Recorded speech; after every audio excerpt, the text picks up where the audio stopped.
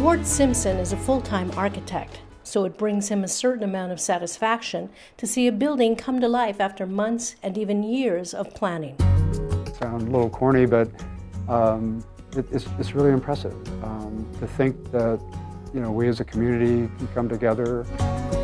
But the building projects that Ward loves to work on the most are the ones he does for free at the Sojourner Center, a place that helps domestic violence abuse victims. Ward's been involved with the Sojourner Center for over 20 years and has given so much of himself, averaging out to about 20 hours a week. And so that was such a significant amount of time over such a long period of time that it became obvious that this was something he really cared about. The numbers are grim.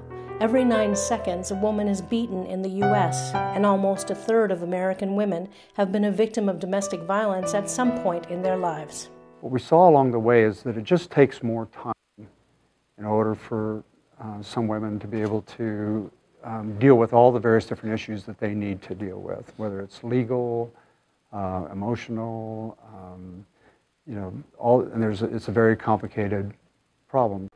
Serving on Sojourner's board of directors, Ward was able to get the city of Phoenix and several construction companies and trade organizations to help build more shelters. The construction industry has done a lot for this. When I talked about developing out our heritage campus, the home builders came up with about 80% of the cost to go from 44 beds to 4 beds. They all stepped up and donated, and now we have a permanent housing that women and children can go stay in. Because of Ward's tireless efforts, last year Sojourner was able to provide shelter for 3,000 abuse victims. Our mission is to overcome the impact of domestic violence, one life at a time.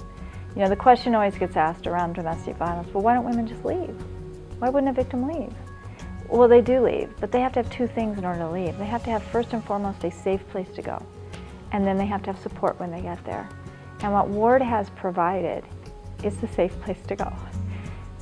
We can do all kinds of great services, but you have to have some place for people to be able to go when they are afraid for their lives.